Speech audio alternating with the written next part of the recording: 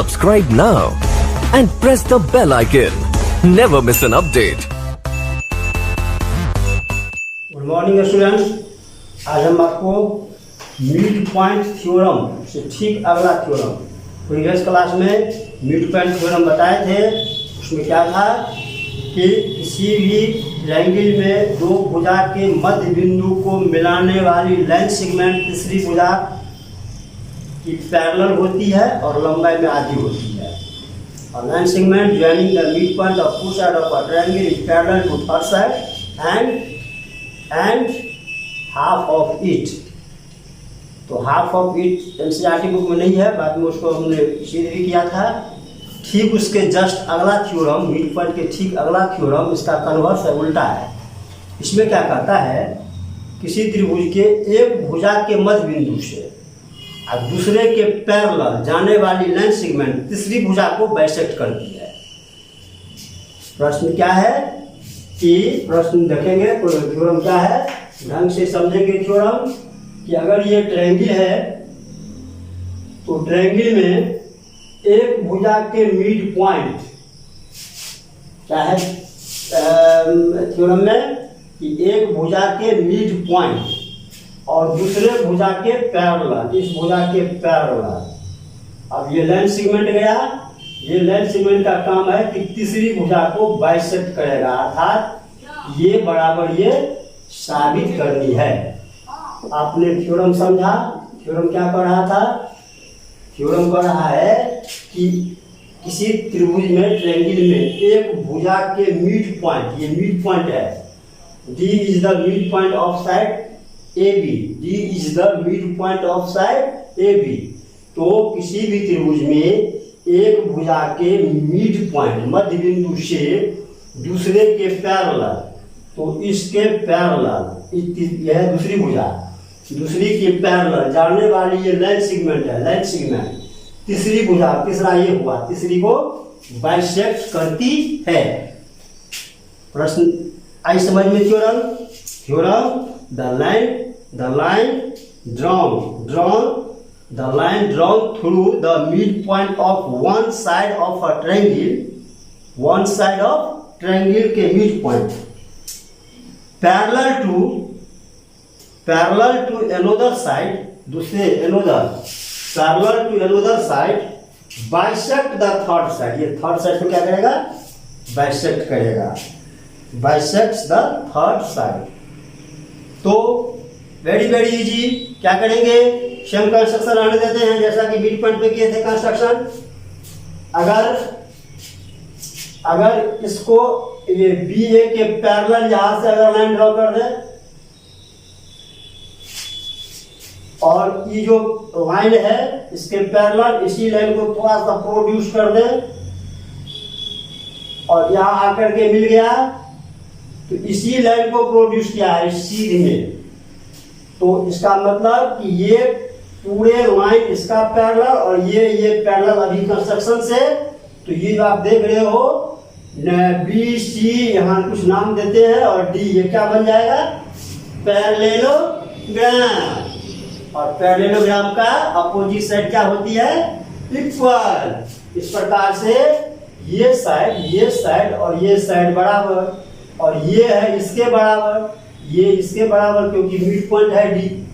तो इस प्रकार से ये साइड इस साइड के बराबर हो जाएगा और इसमें दो अल्टरनेट एंगल ले लेंगे और ये ट्रायंगल कॉन्ग्रुएंस कर देंगे। जहां की कॉन्ग्रुएंस हुआ कि सीपीसीटी से यह साइड बराबर यह साइड। बात आई समझ में? क्या करना है, इसको कॉन्ग्रुएंस करना है। और जब ट्रायंगल कॉन्ग्रुएंस हो जाएगी तो सीपीसीटी से ये बराबर ये हो गया। तो चलते हैं, अब लिखते हैं क्या क्या दिया हुआ है गिवन में। थ्योरम है मिड पॉइंट के ठीक अगला थ्योरम, मिड पॉइंट थ्योरम था 8.9 और ये थ्योरम है 8.10। Theorem 8.10 converse of mid point theorem, परीक्षा में दे देगा। कि right the converse of mid point theorem and prove it.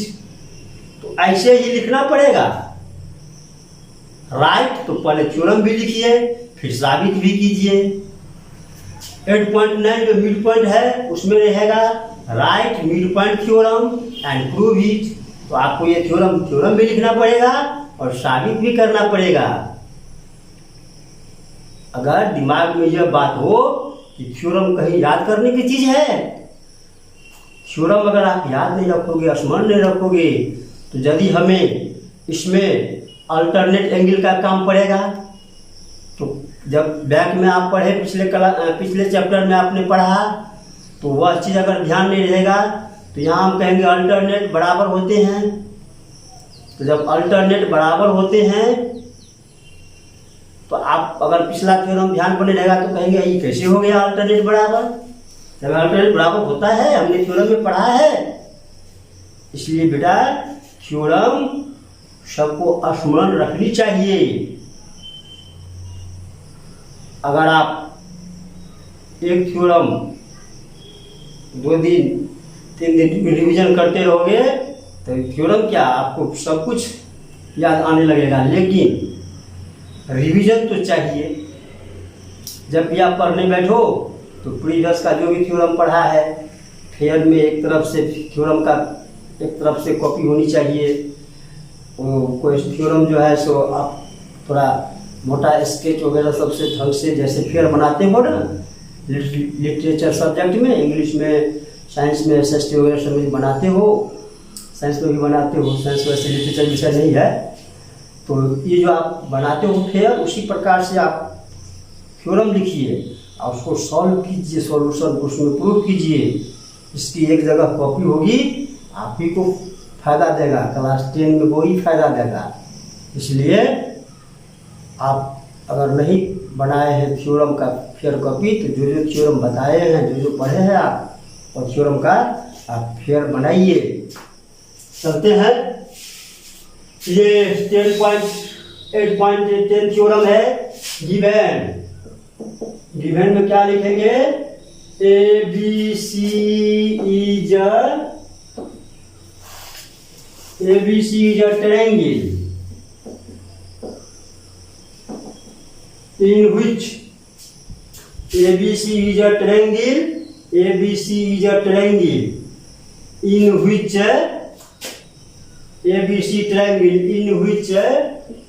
D is the midpoint of side AB, अर्थात AD बराबर BD and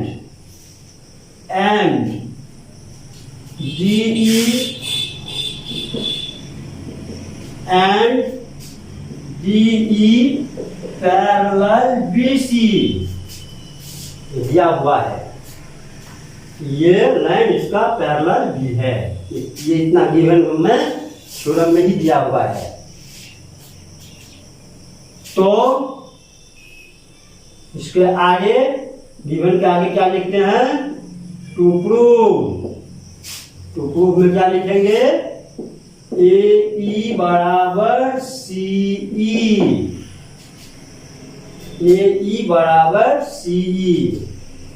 कंस्ट्रक्शन में बताए थे, कंस्ट्रक्शन में जैसा कि आप मिड पॉइंट का कंस्ट्रक्शन किया था, ठीक वैसे ही पैरेलल कर दिया। इसको ड्रॉ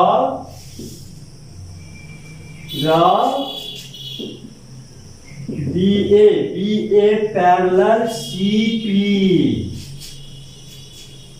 and produced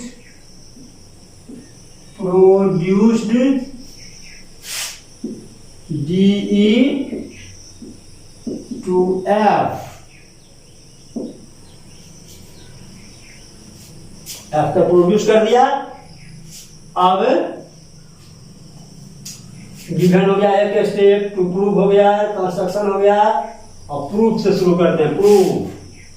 प्रमाण। प्रूफ में क्या लिखेंगे? चूंकि डी ई या इसी का बढ़ा हुआ भाग है D F, parallel B C and B A या बी डी पैरेलल, यहां पर पी लिख देते हैं, बी डी सी एफ या सी ई। अभी हम यहां पर लिखे हैं डीई, ये डीई और ई का ही बढ़ा हुआ, ये इसी में स्टेप में बढ़ा दिया, प्रोड्यूस डालना है, तब डीई या फिर डीएफ। तो डीएफ पैरेलल बीसी। इसी प्रकार बीए लिखे थे, बीए ये सब कंस्ट्रक्शन से आया था, तो बीए और इसी में ये डी पॉइंट है, इतना ही, ये पूरा लीजिए चाहे इतना ही था, तो बीडी पैरेलल सीएफ, इसीलिए देते बीडी ये लाइन इस लाइन का पैरेलल, तो ये इतना भी इसी का पैरेलल भाग है, हिस्सा है, इसीलिए लिखे हैं इसको। अर्थात में क्या आ जाएगा, हमको जरूरत है डीएफ, अर्थात में DF parallel BC and BD parallel CF. आपने देखा कि ये चीज लिख दिया, अर्थात ये क्या बनेगा, BCFD इज ए पैरेललोग्राम, और पैरेललोग्राम बन गया जिसका अपोजिट साइड पैरेलल, ये क्या बन जाएगा, पैरेललोग्राम। तो प्रॉपर्टी ऑफ पैरेललोग्राम या थ्योरम में भी पढ़े हो, जब पैरेललोग्राम है तो उसके अपोजिट साइड इक्वल होते हैं, अर्थात हमको लेना क्या है कि BD बराबर CF, BD बराबर CF। बाय थ्योरम भी लिख सकते हो, प्रॉपर्टी ऑफ पैरेललोग्राम भी लिख सकते हो, लिख देते हैं बाय थ्योरम, पैरेललोग्राम यदि है तो उसके अपोजिट साइड इक्वल भी होते हैं, यही इक्वल लिख दिया, हमें इसी साइड का जरूरत था, इसीलिए। अब इसके अगला स्टेप बढ़ाते हैं, बीडी, ये बीडी के बराबर ही एडी दिए है, देखिए यहाँ पर, यहाँ गिवन में बीडी बराबर एडी है, तो इस बीडी के बदला लिख देता हूँ एडी बराबर सीएफ। इसकी हमें काम आएगा कौन चीज में, तो इस ट्रायंगल और इस ट्रायंगल को कॉन्फ्रेंस करने में। नौ, अब इसके जस्ट अगला स्टेप लिखेंगे, now in triangle ADE and triangle ADE CFE, triangle CFE लिया। आपको कहते हैं ना कि जब भी कॉन्फ्रेंस करेंगे तो उसका कॉरस्पॉन्डिंग पार्ट को पहचान करके सही लिख देंगे तो कॉन्फ्रेंस करने में वेरी इजी, आसान होगा। चलते हैं आगे, इसमें क्या क्या है तो लिखेंगे, इसमें अब AD बराबर CF, भी आया है यहाँ से, AD बराबर CF, देखिए यहाँ पे AD है और यहाँ पर CF है, तो कॉरस्पॉन्डिंग पार्ट आया ना, इसीलिए लिख दिया AD बराबर CF, तो एक भाग हो गया AD बराबर CF। और दूसरा पॉइंट अब देखते चलिए, समझाते हैं, ये लाइन पैरेलल, ऐसे पैरेलल है, और AC ऐसे ट्रांसवर्स किया, तो ये नीचा वाला कोण देख रहे हो, नीचा वाला कोण, अर्थात ये कोण, ये नीचा वाला, और इसमें ऊपर ये ऊपर वाला कोण, अर्थात कौन सा कोण, ये एंगल कौन सा होगा, अल्टरनेट एंगल बराबर होते हैं, यही पॉइंट लिखूंगा अभी, एंगल DAE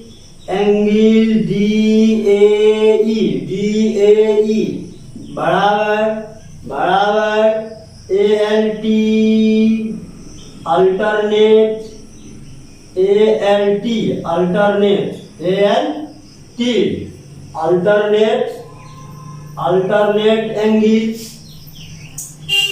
अब ये कोण का नाम लिखूंगा, C आना चाहिए बीच में, तो देखिए कैसे लिखे हैं, DAE तो FCE C आया बीच में, FCE यही कोण अल्टरनेट हो गया। आपने देखा AD बराबर ये कहाँ से, तो अब ये भी साबित किए यहाँ से ये, और ये कहाँ से आया, तो पैरेलल था, तो मन करे ब्रैकेट में तो लिख सकते हो, नहीं तो अल्टरनेट लिख दिया आ गया। अब ये मुझे समझ आए हैं, ब्रैकेट में लिख देंगे कि ये पैरेलल और ये ट्रांसवर्स क्या का थ्योरम भी जैसा भी। चलते हैं अब अगला स्टेप, और एक पॉइंट लेना है, एक पॉइंट और ये पॉइंट मिलेगा। इस बार हमने ये और ये पैरेलल लिया था, तो ये और ये पैरेलल और ये ट्रांसवर्स, तो अल्टरनेट यहाँ किए थे। अब की बार अगर ये लाइन और ये लाइन पैरेलल, कहते चलिए ध्यान से, ये और ये अगर पैरेलल लेते हैं तो इसका अल्टरनेट क्या आएगा, ये अल्टरनेट में ये पैरेलल। अच्छा, तो अब की बात पैरेलल यही रखेंगे, पैरेलल यही रखते हैं, ये पैरेलल में अल्टरनेट नहीं फंसेगा, क्योंकि इसमें ट्रांसवर्स खोजने में समस्या आ गई है। एक काम करते हैं, यही पैरेलल रहने देते हैं, देखो जैसे ही किए थे, ये और ये पैरेलल, इसके बाद DF को भेज देते हैं, DF ट्रांसवर्स किया, तो लीजिए DF ट्रांसवर्स किया, DF है ये ट्रांसवर्स किया, तो इसका नीचा इसका ऊपर, अर्थात यहाँ D है और यहाँ पर F है। देख रहे हो आप, ये ऊपर वाला कोण, ये नीचा वाला कोण, कौन सा कोण कहलाएगा, ये कोण, ये वाला, और ये वाला कौन सा एंगल कहलाएगा, अल्टरनेट एंगल। ये अल्टरनेट बराबर हो गया, क्या लिख देंगे यहाँ, एंगल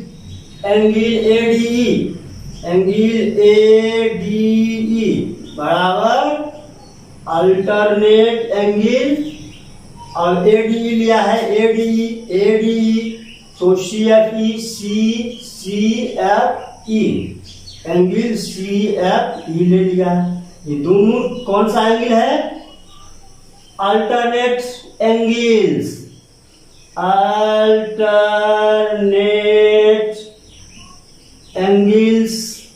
आर इक्वल। तो कौन सा क्राइटेरिया लागू होगा, बाय ASA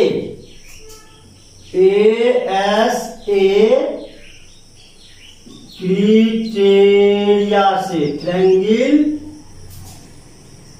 ADE कॉन्ग्रुएंस